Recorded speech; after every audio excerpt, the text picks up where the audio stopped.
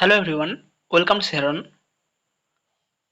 পশ্চিম বর্ধমান বার্নপুর সেলে প্রফিসিয়েন্সি ট্রেনিংয়ের জন্য একটি নোটিফিকেশন দেওয়া হয়েছে। Walk in interview on 16 September 2024, 16 September 2024 একটি ইন্টারভিউ হচ্ছে, যেখানে স্টাফ নার্স বা সিসিইউ টেকনিশিয়ান যারা রয়েছে তারা অ্যাপ্লিকেশন করতে পারবে বা সেখানে ইন্টারভিউয়ের জন্য যেতে পারবে।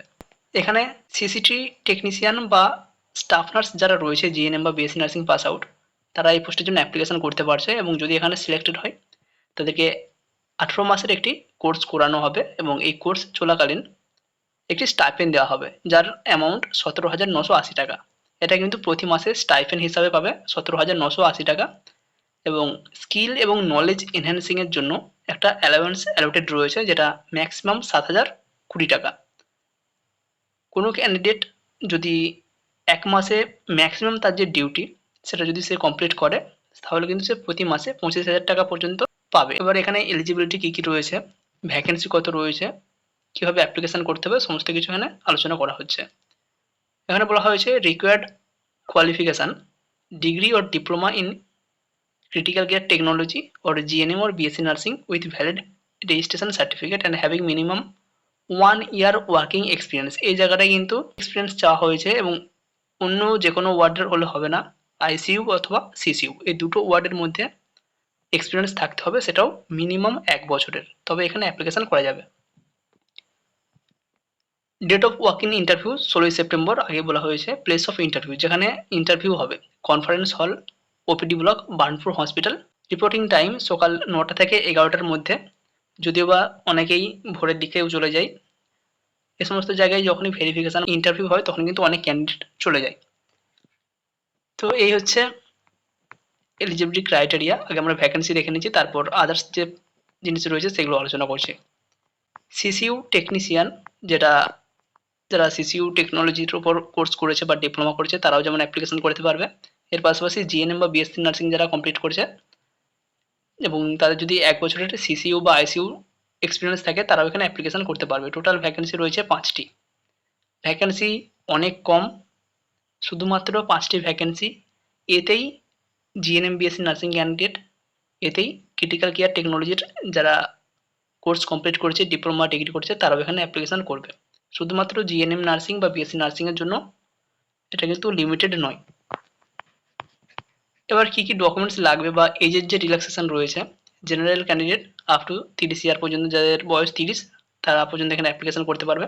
যারা ওবিসি ক্যান্ডিডেট তারা 33 বছর বয়স পর্যন্ত অ্যাপ্লিকেশন করতে পারবে। এসসি এসটি ক্যান্ডিডেট 35 বছর পর্যন্ত, এবং যারা পিএইচ ক্যান্ডিডেট রয়েছে তারা 35 বছর পর্যন্ত এখানে অ্যাপ্লিকেশন করতে পারবে এসসি এসটি হলে, এবং 43 বছর পর্যন্ত যদি ওবিসি হয়, এবং 40 বছর ইউআর। এই হচ্ছে এজ লিমিটেশন। এখানে মেডিকেল ফিটনেসের কথা বলা হয়েছে, এগুলো এখন প্রয়োজন হবে না। যদি কোনো ক্যান্ডিডেট সিলেক্টেড হয় তো ওখান থেকে মেডিকেল ফিটনেস সার্টিফিকেট করাতে হবে।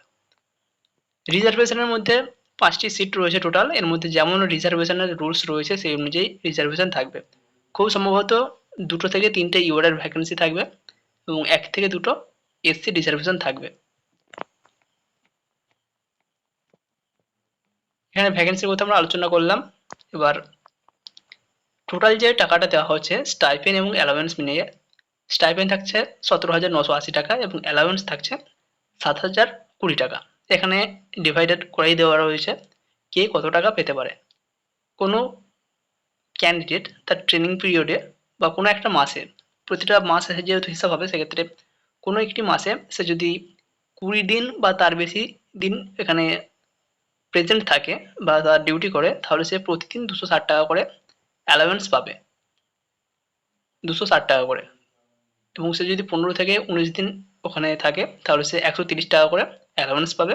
এবং যদি 15 দিনের কম ওখানে প্রেজেন্ট থাকে তাহলে সে কিন্তু কোনো অ্যালাওয়েন্স পাচ্ছে না। এই হিসাবে ম্যাক্সিমাম 7,020 টাকা এবং টোটাল তার যে গ্রস একটা অ্যামাউন্ট হচ্ছে সেটা 25,000 টাকা। যে সমস্ত জিনিসগুলো তোমাদেরকে নিয়ে যেতে হবে, please bring all relevant documents in original and a set of self attested photocopy। তোমার সমস্ত অরিজিনাল জিনিস নিয়ে যেতে হবে এবং তার এক কপি করে জেরক্স সেলফ অ্যাটেস্টেড করে। রিসেন্ট পাসপোর্ট সাইজ ফটোগ্রাফ অবশ্যই নিয়ে যাবে, এটা কিন্তু লাগবেই। এখানে অ্যাপ্লিকেশন ফরম্যাটটা দেখে নাও। প্রোফর্মাটা রয়েছে 2টো পাতার, ফটো লাগছে, এর সাথে সাথে যে বেসিক ডিটেলস সেগুলো থাকছে, এখানে এডুকেশনাল ডিটেলস, ওয়ার্কিং এক্সপিরিয়েন্সের যে এখানে কলম রয়েছে সেটার এখানে ডিটেলস বসাতে হবে, এবং এখানে একটি সেলফ ডিক্লারেশন এটা কিন্তু দিতে হচ্ছে।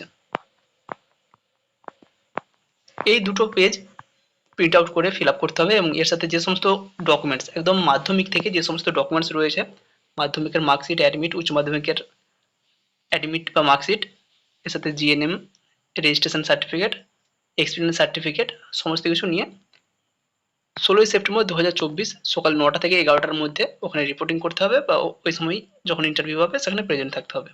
কার যদি পিডিএফ প্রয়োজন হয় 7074549271 এতে হোয়াটসঅ্যাপ করতে পারো।